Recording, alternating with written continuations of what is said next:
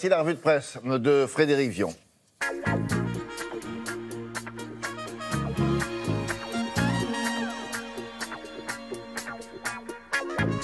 Allez, on commence par les élections récentes. Bah oui, vous savez qu'en général, quand on arrive au pouvoir, on se rend compte que c'est maintenant que les ennuis commencent. C'est la phrase traditionnelle. Et Libération résume cette idée. Le journal prévoit des clashs à l'Élysée. Et attention, pas seulement des clashs entre le gouvernement et les syndicats ou les lobbies, ce qui est habituel, non, des clashs entre membres du gouvernement, parce que plusieurs ministres sont d'un avis totalement opposé sur certains sujets. Par exemple, Nicolas Hulot, c'est souvent sur Nicolas Hulot que ça tombe. Vous voyez que le Figaro en bas se pose la même question. Libération fait la liste des dossiers qui fâchent. Par exemple, vous voyez au centre, Nicolas Hulot est contre l'aéroport Notre-Dame-des-Landes, alors que le breton Jean-Yves Le Drian est pour.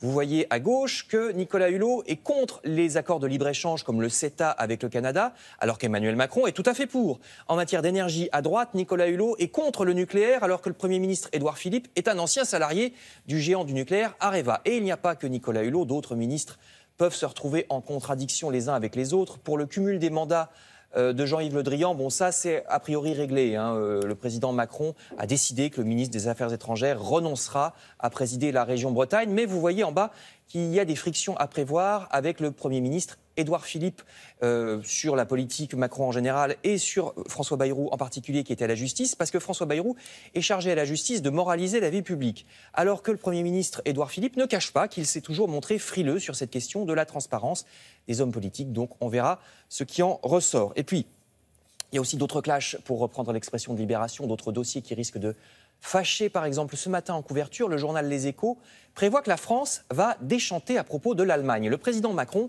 mise beaucoup sur la bonne entente avec l'Allemagne. Or, le pays de Mme Merkel, ne l'oublions pas, est un pays très conservateur, avec une population vieillissante, écrivent Les Échos, qui n'est pas ouverte du tout aux nouvelles solutions, notamment en matière économique, les nouvelles solutions que le président Macron veut proposer au niveau européen pour relancer l'activité dans les pays en difficulté comme le nôtre. Donc attendons-nous à être déçus si nous surestimons l'Allemagne en la matière, disent Les Échos.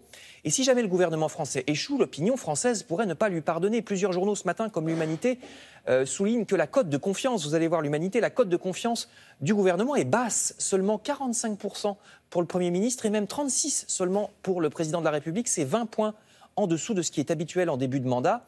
Et en dessous, vous voyez un article du Parisien.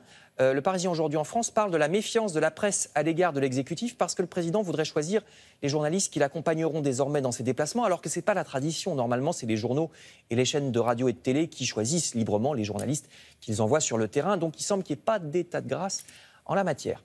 Mais les journaux semblent sûrs d'une chose, c'est que le gouvernement peut compter sur la désorganisation de ses adversaires. Le Parti socialiste est très très bas dans les sondages pour les législatives, 6% dans certaines enquêtes. L'Humanité estime que le PS ne sait plus où il habite. Le parti se dit en désaccord avec le gouvernement, mais tout en rejetant l'idée d'être dans l'opposition, ce qui n'est pas forcément une position très claire.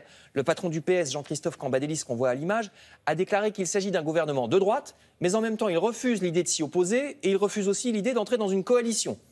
C'est difficile à comprendre et ça ne va pas mieux à droite, à en croire Les Échos, puisqu'à droite, la droite est piégée, écrit le journal Les Échos. Comment s'opposer à un gouvernement dont les ministres de l'économie et du budget sont issus de vos propres rangs et qui s'apprête à faire une politique que finalement vous n'auriez pas désavouée? Vous voyez qu'à gauche comme à droite, la plus grande force d'un gouvernement, c'est peut-être la faiblesse de ses adversaires.